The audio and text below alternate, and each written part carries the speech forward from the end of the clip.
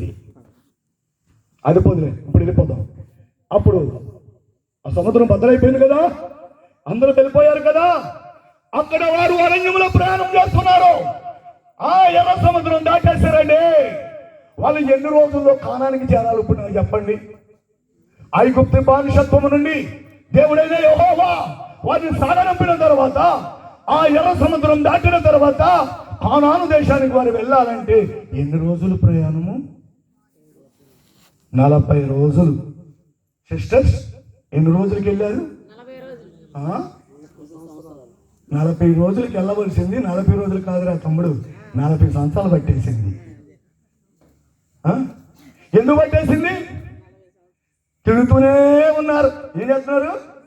తిరుగుతూనే ఉన్నారు. అలాగే వెళ్తున్నారు, ఇలా వెళ్తున్నారు. కారణం ఏంటో తెలుసా? ఐహిక విచారాలతో ఉన్నారు. చెప్పండమ్మా. ఐహిక విచారములు అంటే ఒక్కటి కాదు. బట్టలు లేవు, గాజులు లేవు, బొట్టు లేదు, బంగారం లేదు, గొలుసు లేదు, చెప్పులు లేవు, డ్రెస్సులు లేవు, లెగ్గింగ్ లేవు. ఏమేమో బాధలు. భూమి లేదు, ఇల్లు లేదు, డబ్బులు లేవు. ఫ్యాషన్ షోకి వెళ్ళి కలర్ వేయించుకొద్దామంటే డబ్బులు లేవు. ఈ బాధలండి. ఐహిక విచారముల మీద వారు నిండిపోయి ఉంటే సముద్రాన్ని బద్దలు పడితే చూశారు. అక్కడ సంహారపు దూత పిల్లల్ని చంపేస్తే చూశారు. ఆ రాత్రి బయటకు రాకుండా చూశారు. ఇన్ని అద్భుతాలు చేసిన దేవుణ్ణి వారి పక్కన పెట్టి వారి హృదయాలలో, వారి మనసుల్లో ఐకిక విచారం ధరించారు. బుద్ధి లేని వాళ్ళు. దేవుడికి అంతరాత్మ తెలిసిపోతుంది. ఆయన వేదన పడుతున్నాడు. పాట ఉంది కదా, నీ మనసు ఎక్కడ తిరుగుతుందా? నీ చుట్టూనే తిరుగుతుంది. పాట వచ్చింది కదా ఎంతమంది. నీ చుట్టూనే నా మనసు తిరుగుతుందని కుర్రోళ్ళు తెగబాడేశారు. ఎరా చెప్పారా బాబు? మనసు ఎక్కడ ఉంది? నాకు రాద పాట. మనసు ఎక్కడ ఉంది? నీ చుట్టూనే తిరుగుతుంది కదా. గుర్తొచ్చిందో లేదు? ఇప్పుడు ఏదో కొత్త పాటలు వచ్చాయంటే దాంట్లోకి వెళ్ళిపోయారు. లేదు అతను వదిలేశారు. అంటే అతని మనసు ఆ అమ్మాయి మీద ఉంది. ఆ పాటలో పెట్టాడు. ఆడు మనసు అంటే ఆ అమ్మాయి చుట్టూనే తిరుగుతుందంట. ఈ ఇశ్రాయేలీయులు ఎక్కడ తిరుగుతున్నారు? వాళ్ళ అరణ్యంలో తిరుగుతూనే ఉన్నారు. మనసు అక్కడ ఉంది. ఏమి తిందమా, ఏమి తాగుదమా, ఏం ధరించదమా, ఏం చేద్దామా అని ఆలోచనలో ఉన్నారు. అందుకే లేట్ అయిపోయింది. 40 సంవత్సరాలు పట్టేసింది. ఆ సమయంలో దాహం వేసిందండి పాపం వాళ్ళకి. దాహం దాహం దాహం అంటున్నారు. దాహం దాహం అంటుంటే మోషే భయపడిపోయాడు. పెద్దలందరూ కలిసి ఇస్తే పెద్దలందరూ కలిసి నేను రాసుకోండి. ఆ నిర్గమాకాండం 15 అధ్యాయం 22 తీయొద్దు, అలా బయటకు వెళ్ళిపోతుంది. అప్పుడు ఒక లోయ కనబడింది. అది మారాకు వారు చేరారు. మారాకు అక్కడ చేరినప్పటికీ ఒక లోయ ఉందో మన దాహం తీర్చేస్తుందని పరుగుల మొత్తం జన సమూహం అంతా ఆ లోయలోకి వెళ్ళి తలల వంచి నీళ్లు తీసుకుని తాగుదామన్నప్పటికీ చెడు వాసన కొట్టాయండి.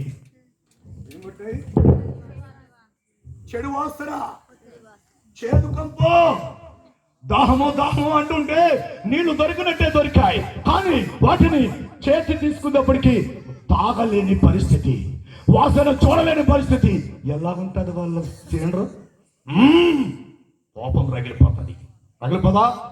మీకేనంతే. స్కూల్ నుంచి రాగానే మమ్మీ ఏమన్నా చేస్తావా బెగ్గలా ఇసిరేస్తారంతే. ఆళ్ళు కొడుకోదు.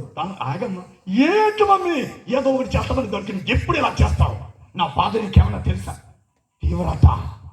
తీవ్రత. వాళ్ళ కోపం రేగిపోయింది. మా దాహం తీరలేదు. ఆ నీళ్లు కాస్త చేదు, ఆ నీళ్లు కాస్త కంపు. మోషే చంపేద్దాంరా నిన్ను అని తలా రాయి తీసుకున్నారు. ఏం చేశారు? రాయి తీసుకున్నారు. పరిగెడుతుంటే ఇంత గొప్ప భక్తుడు, ఇంత గొప్ప శక్తివంతుడు, సాక్షాత్తు దేవునితో మాట్లాడిన మోషే మరణ భయం పట్టుకుంది. పెద్దలారా, మోషే పరిగెడుతున్నాడు. భస్మాసురుడి గంట శివుడు వరం ఇచ్చాడంట. తెలుసో వీళ్ళకి ఇచ్చేస్తే ఇచ్చేసాను. నేను ఎవరి చేతి మీద ఎట్టాను? భస్మైపోవాలి, నీ మీదే అట్టాను. ఆయన ఎవరుగా మహానుభావుడు పరిగెట్టడం మొదలు పెట్టాడు. అలాగా వీళ్ళు ఏం చేస్తున్నారు? ఐగుప్తు నుంచి రక్షించి వాటి మధ్యన ప్రార్థన చేసి దేవుడు బ్రతుకులాడి బానిసత్వాన్ని తీసివేసి ఆ మోషే ఏక సముద్రం బద్దలు కొట్టి బయటకు తీసుకొస్తే ఆ మేలు చేసిన మోషేను చంపాలరా. మనసులో మనస్తత్వం ఎంత నీచమైన చూడండి బ్రదర్. తరుముతుంటే మోషే పరిగెడుతున్నాడు, సాగుతులో ఉన్నాడు, తల రాయి వేసి కొట్టి పెడతారా. అప్పుడు వెంటనే మోషే ఏం చేశాడు తెలుసా? మోకరించాడు. ఏం చేశాడు? మోకరించాడు. చేతులెత్తి ప్రార్థన చేస్తున్నాడు.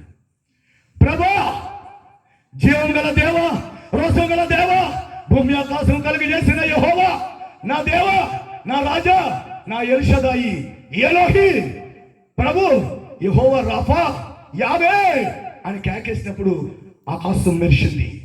నా భక్తుడా, నీకేమైందిరా? చంపేస్తారు, ఆలస్యం చేయొద్దు.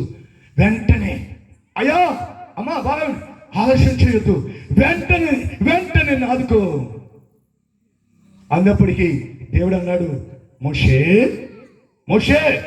వెనక్క తట్టు చూడు అన్నాడు. ఇంకేముంది, వాళ్ళు రాళ్ళతో తరుముతున్నారు, ఇలా తిరిగాను అనుకో కొట్టి చంపేస్తారు అనలేదు. దేవుడు ఏది చెప్పాడు అదే చేశాడు. మీరైతే ఏమంటారు? వెనకాల తరుముకొచ్చేస్తే వెనక్కి తిరిగి చూడమంటావా? ఇదేంటి, నీకు బుర్రలేదా? వెనక్కి తిరిగి చూశాడు. నీకేం కనపడుతుంది మోషే? చెట్టు కనపడుతుంది. ఆ చెట్టు ఎలా ఉంది? లేతగా ఉంది, నాజుగ్గా ఉంది. రా మోషే, నీకు ఆ చెట్టు కనబడుతుంది కదా, ఆ చెట్టు పట్టుకో, బలంగా పట్టుకో, దాన్ని పెరికాయి మోషే, తొందరగా పెరికి ఆ మారాలో పడే మోషే గమ్మనన్నాడు. మోషే 2 చేతులు పట్టుకున్నాడు, బలంగా చెట్టును లాగాడు, దాన్ని ఆ మారాలో ఇసిరేశాడు. వెంటనే మారా నీళ్ళు మధురమైపోయింది. ఆ చెట్టుని వేళ్లతో పెరిగి ఆ నీటిలో పడవేయగా నీళ్లు మధురమైపోయాయి. చేతు పారిపోయింది, మరణం పారిపోయింది, శ్రమ పారిపోయింది, వేదన పారిపోయింది. వాడు పెద్దలు అంటున్నారు, రేయ్ రాళ్ళు వేయకండి రా, ఆగండి రా, మోషే ఏదో పెరిగాడు రా, దాని భావం ఏంటో చూద్దాం రాని కుర్రోళ్ళని అందరినీ ఆపేస్తే దగ్గరికి వెళ్ళేటప్పటికి ఆ నీళ్లు తేనెలాగా వాసన వస్తాయి. దేవుని స్తోత్రం. తేనె అయిపోయింది. చప్పలు పట్టండి. తేనె అయిపోయింది అయ్యా పెద్దలారా, గ్రామ పెద్దలారా, నా తమ్ముడు, తేనె అయిపోయింది. ఇక తాగటం రాళ్ళు వదిలిపెట్టేశారు. మోషేను దేవుడు ఎలా బ్రతికించాడు చూసారా? కనురెప్ప పాటలు, కీర్తన 20 అధ్యాయంలో ఉంటుంది. ఆపత్కాలమందు నీవు నాకు మర్ర పెట్టగా, ఆపదలో నువ్వు ఉన్నావా, కష్టంలో ఉన్నావా, నాకు మర్ర పెట్టగా నేను నీకు ఉరుము దాగు చోటండి ఉత్తరం ఇస్తాను, భయపడవద్దు.